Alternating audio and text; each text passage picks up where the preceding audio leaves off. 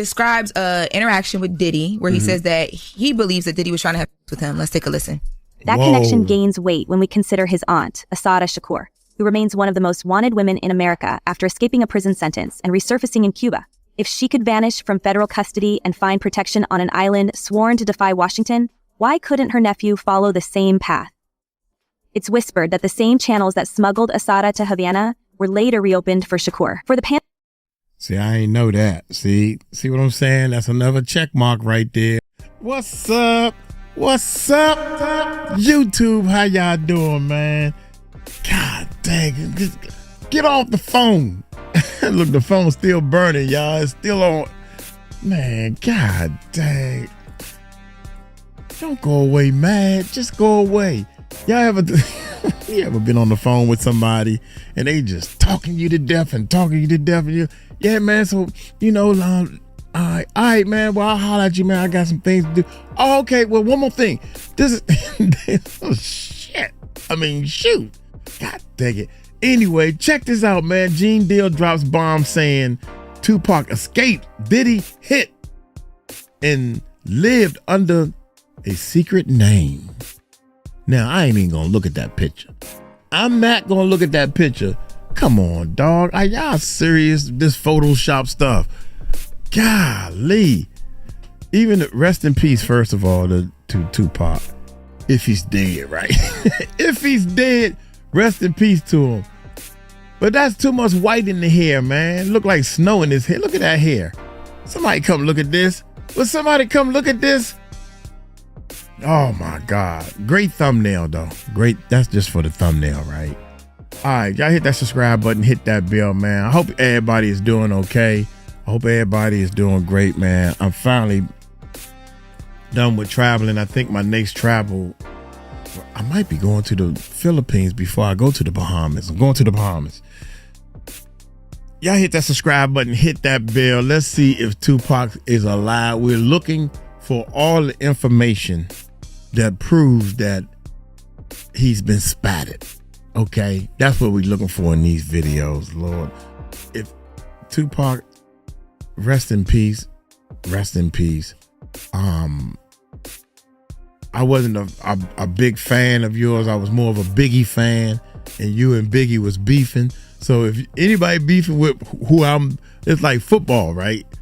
Hey, if you ain't on the team, if you either with us or against us, I don't know. That's how I used to think, man. But he had some great music, man. We all know that. Hit that subscribe button. Hit that bell. Let's check it out. Look at that picture.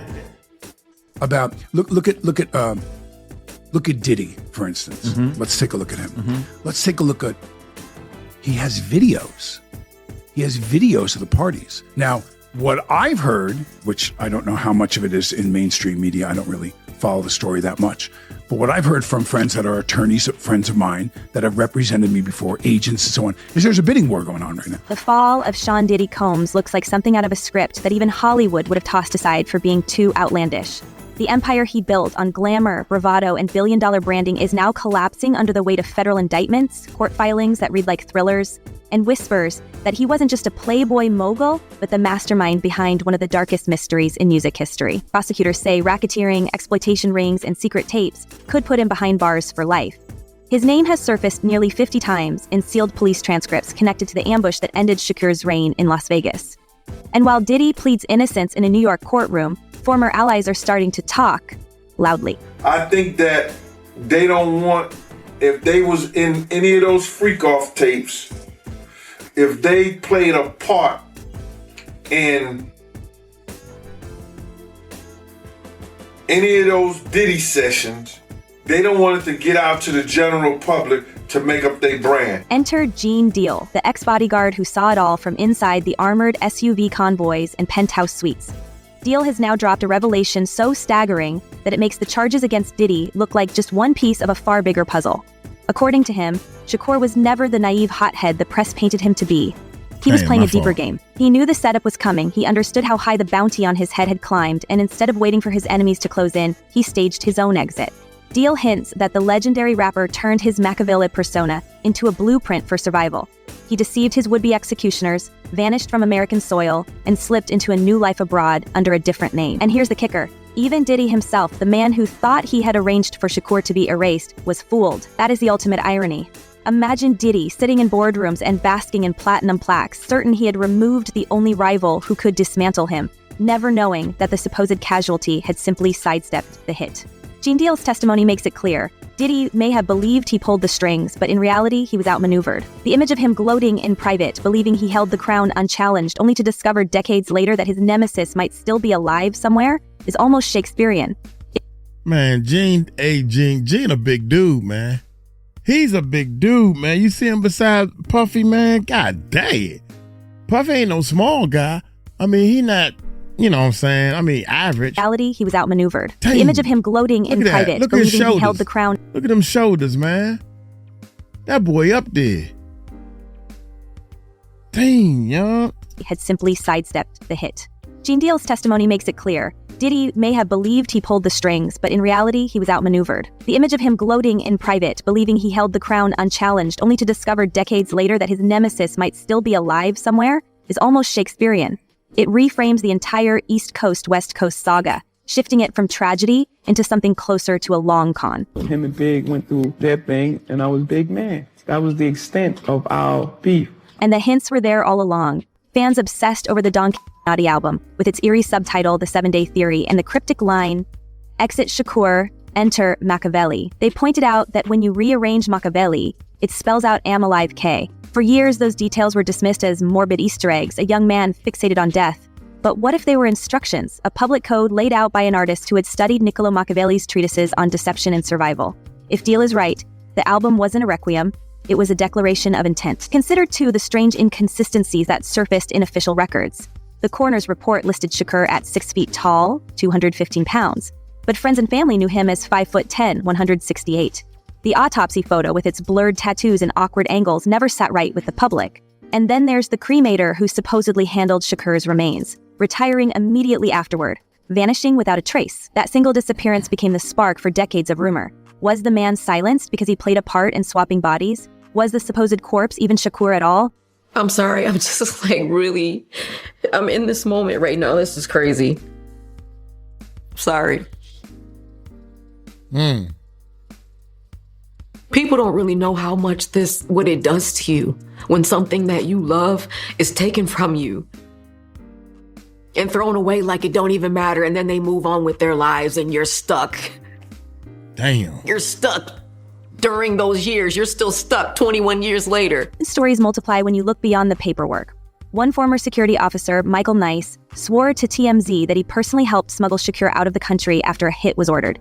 He claimed Fidel Castro sanctioned the operation and even signed off on a body switch to sell the illusion. According to Nice, Shakur wasn't gunned down in Vegas. He was spirited onto a jet with Panthers at his side, flown to Barbados, and finally delivered to Cuba. He remembered Shakur himself acting as co-pilot, shaking hands with his rescuers, as if stepping straight into his own legend. Nice was later found gone under mysterious circumstances, just as he'd promised to reveal proof. Convenient coincidence? Or another casualty in the effort to keep the secret buried?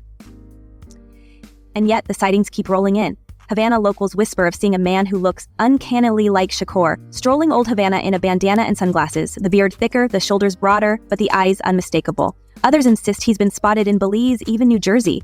The internet still circulates images of Shakur standing next to Beyonce or 50 Cent, grainy and easily dismissed as doctored, but compelling enough to feed the fire. Suge Knight himself once mused from behind bars, why you think nobody been arrested if they said they the one that took Shakur out? Because Shakur not gone, he's somewhere smoking a Cuban cigar. The more we trace these threads, the more it feels like we're staring at an elaborate stage play rather than a crime scene. Even Shakur's own mother once said her son chose to leave quietly. What did she mean? Was it a slip, a poetic turn of phrase, or a coded acknowledgement that he walked away on his own terms? And how do we explain the endless stream of posthumous albums, each one sounding uncannily fresh, as though the voice behind them was never silenced at all? And then what's the stuff that's happening with Wendy Williams? You think this is all connection to? Of course. All of this leads us back to Gene Deal's assertion that Shakur wasn't caught off guard, but saw the betrayal coming. He knew the cost of independence in an industry where moguls played kingmakers and enforcers in equal measure. He refused to bow, and when the bounty on his head reached into the millions, he flipped the game board over entirely. He turned Machiavelli from a stage name into a survival manual. And he might have built an exile life far from the cameras, which means the greatest twist of all is still possible. Shakur returning when the timing is right, ready to expose the men who thought they had destroyed him. The first cracks in the illusion came through the story of a body double. Rumors spread that another man, already deceased, was swapped into Shakur's hospital bed to stage the final act. The coroner's discrepancies became the evidence. The rushed cremation, the smoking gun. In this theory, the chaos outside the hospital that night wasn't panic, it was choreography. By the time Suge Knight walked out with bandages and shock on his face, Shakur was already on his way to a runway hidden under aliases, sliding into the Caribbean night. The world was left with blurred photos and official statements, while the man himself slipped beyond reach. And now, as Diddy sits shackled by federal charges, accused of coercion, trafficking, and running his empire like a criminal enterprise, the irony burns hotter than ever. He may genuinely believe he orchestrated the perfect crime back in 1996, that he rid himself of the West Coast threat once and for all, but if Shakur is truly out there, waiting, watching, then Diddy has been living a hollow victory. And if the day comes when Shakur steps back into the spotlight, revealing the greatest vanishing act in music history, everything Diddy built will collapse in an instant. Because nothing would haunt him more than realizing the man he thought was gone had been alive all along. Unfortunately, we're all going to take a disgusting trip to his seedy, awful world. You know, the man has no class. He has no kindness in his dark, dark heart. And he's depraved. That's my opinion. This is a depraved, disgusting individual about whom I wish to hear nothing after this trial is done. The discrepancies, the whispered confessions, the sightings, the autopsy oddities, they all collide into a single unnerving possibility. What if the night in Vegas was never an ending, but a beginning? What if the bullets were just the backdrop for a disappearing act pulled off with the precision of a master strategist? What if the real Shakur has been living under our noses for nearly 3 decades, waiting for the perfect moment to reemerge? And if that's true, then the story isn't over. In fact, it may only just be reaching the point where Diddy's darkest fears come to life. Behind the swirling smoke of theories, there's one thread that feels impossible to ignore: the Black Panthers. Shakur wasn't just an artist pulled into industry feuds. He was born into a family steeped in activism and rebellion. His mother, Afeni Shakur, was a Panther herself, and his godfather was a militant organizer who spent decades in conflict with federal agencies. With roots that deep, it's not hard to imagine a safety net waiting when his life in LA became too dangerous. Some insiders insist the night of the Vegas shooting wasn't just chaos, it was the trigger for a carefully executed extraction, carried out by people who had spent their lives working in the shadows. If any network had the means, the discipline, and the motivation to sneak him out under the government's nose, it was them. And what better symbol of resistance than preserving the life of the most outspoken rapper of his generation? So, Terrence Howard appeared on the PBD podcast with Patrick Bet-David, and the episode, this premiered on April 4th. Definitely making rounds because in this episode, Terrence Howard describes an interaction with Diddy where he says that he believes that Diddy was trying to have sex with him. Let's take a listen. That connection gains weight when we consider his aunt, Assata Shakur, who remains one of the most wanted women in America after escaping a prison sentence and resurfacing in Cuba. If she could vanish from federal custody and find protection on an island sworn to defy Washington, why couldn't her nephew follow the same path? It's whispered that the same channels that smuggled Assata to Havana were later reopened for Shakur. For the See, I ain't know that. See what I'm saying? That's another check mark right there. I didn't know that about his aunt and everything. What? I gotta research this. I'm learning, y'all. I'm learning. Sworn to defy Washington, why couldn't her nephew follow the same path? It's whispered that the same channels that smuggled Assata to Havana were later reopened for Shakur. For the Panthers, it wasn't just about saving a famous voice. It was about protecting a legacy, shielding the son of the movement, and ensuring his words could never be silenced completely. Every lyric about fighting the system, every verse about refusing to bow, it all became proof that he was more than an entertainer. He was a symbol they could not afford to lose. That brings us back to Michael Nice, the man who came forward with a story almost too cinematic to believe. He described Shakur boarding a private jet flanked by Panther operatives, with adrenaline in the air like prisoners escaping a fortress. Nice said, "It was me, my brother, the pilot, Shakur as the co-pilot, and 2 Panther guys on the jet. We took off and immediately knew we were safe. We felt good, and it was like escaping from prison." According to his account, the operation wasn't improvised, it was sanctioned.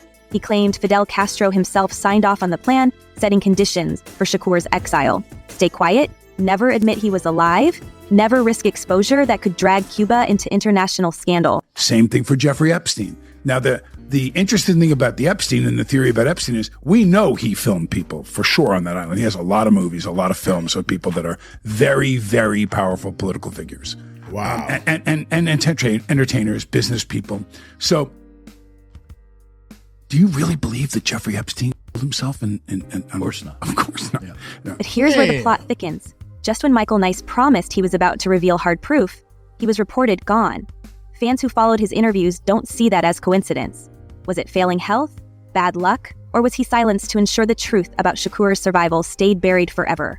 Nice's own colleagues admitted his passing came at the most convenient moment possible, preventing documents, tapes, or testimony from ever reaching the public eye. When someone that close to the fire disappears suddenly, suspicion doesn't fade, it spreads. Even the details Nice revealed before his exit raised chilling possibilities. He spoke about a body switch in the hospital, large sums of money changing hands, and a double being used to play the part of a lifeless Shakur.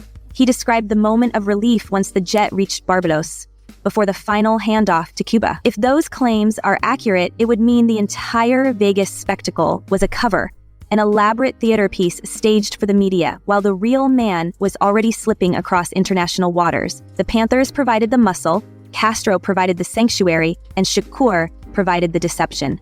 The perfect trinity for survival. I can't wait. I can't wait for everybody to find out what's really been going on in the background. Life in exile is never as romantic as the rumors make it sound. For someone like Shakur, a man who thrived on public energy and constant reinvention, being forced into decades of silence would not just be a strategy, it would be a punishment. Cut off from the roar of crowds, stripped of the adrenaline of performance, every day would feel like a slow erosion of identity. Exile demands invisibility, and invisibility can suffocate. The longer he stayed hidden, the more the charismatic poet of the 90s may have hardened into something else entirely, shaped by solitude and secrecy rather than applause. Psychologists often describe long-term isolation as a kind of rebirth. The person who enters hiding rarely emerges the same, if they emerge at all. For Shakur, the transformation could have been profound. His art was always about rebellion and survival, but exile might have sharpened those instincts into something darker: paranoia, distrust, a constant awareness that betrayal could strike again. Decades of blending into the background, watching the world evolve without him, might have turned him into an observer rather than a participant. The Shakur that fans worshipped was young, fiery, unafraid. The Shakur of today, if he lives, may be someone whose fire burns differently. Less as a blaze, more as a slow, relentless ember. Just different things that's not really beef though. That's just competitive. Competitiveness. All right. So you and Diddy, you and Puff cool? No, I don't really rock with him. Okay. And that raises a haunting question. If he were to step out of hiding now, would we even recognize him? Not just in the lines on his face or the weight of years, but in his very essence. Could a man shaped by decades of enforced silence and secrecy still embody the same ideals? Or would he return with a worldview warped by exile? Perhaps his reemergence would shock us not because he is alive, but because he is unrecognizable. A man forged in shadows, carrying truths too heavy for the stage he once dominated. That possibility makes the stakes of his return even higher, because what confronts Diddy may not be the Shakur of the past, but a version molded by survival itself. Now we face the darker question: why has he stayed hidden for so long? If exile was meant to protect him, why not return once the danger faded? That's where the story collides with Diddy again. In some versions of the tale, Diddy gave Shakur a brutal ultimatum: disappear or face a permanent end. The alleged bounty, the so-called millions for a head, was more than just a gangland rumor. It was a warning that there would be no safe corner of America for him. Forced to choose between vanishing and risking a public showdown, Shakur picked exile. In a twisted way, Diddy's own ambition might have been the spark that forced the legend into hiding, transforming what should have been a grim finale into one of the greatest disappearances in music history. Is he this gangster that behind the scenes is that him?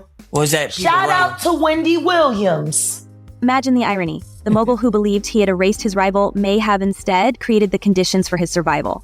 For decades, Diddy paraded untouchable wealth, calling himself a king while federal investigators circled while accusers lined up with stories of coercion and intimidation. And all the while, somewhere out there, the man he feared most may have been watching, waiting, collecting evidence, and preparing for the moment the world is finally ready to see him again. The whispers now are bolder than ever. Some theorists believe Shakur has a trove of unreleased footage, testimonies, and written accounts hidden away, a bombshell archive that could obliterate Diddy's remaining defenses if it ever surfaced. Others argue he has been carefully planning his return, waiting for the exact moment when his reappearance would carry maximum impact. And with Diddy's empire in flames, with federal prosecutors circling, and former allies turning against him, that moment may be approaching fast. So we're left with the question that keeps millions awake at night. What happens if Shakur steps out of the shadows tomorrow? Would the sight of him standing at a microphone, alive and unbroken, finally collapse the last pieces of Diddy's empire? Could he reveal a hidden history that rewrites everything we thought we knew about the East Coast-West Coast war? Or would his return ignite chaos, exposing how far those in power went to bury the truth? If that day comes, it won't just be music history rewritten, it will be cultural history detonated in real time. And maybe that's what Diddy fears most, sitting in a cell with headlines closing in, not just the verdict of a court, but the return of the one man he thought he'd defeated forever. So tell us, if Shakur reappears, does Diddy's empire crumble instantly, or does the world rally behind a legend who fooled them all? Drop your theories in the comments and keep your eyes open because the next headline might be the one that proves everything. Until then, stay sharp, stay curious, and we'll see you in the shadows. Man, I can't, to be honest, I can't get over the fact that I keep putting myself in these shoes and saying, could I be quiet for 30 damn years? When I was on top, I want to do music, be on tour. Tupac, yeah. Me Against the World. I can't see myself. I couldn't do it. Faking like I'm gone, and next thing you know, nah, man, I can't do that. Y'all let me know what y'all think, man. I think that you a bad dude if you did that for 30 years, period. That's not, I know you probably living in the top of the 5-star hotel, the top. But somebody got to see you. I think for 30 years, if he been alive in Cuba for 30 years, man, especially this internet, somebody would have said something.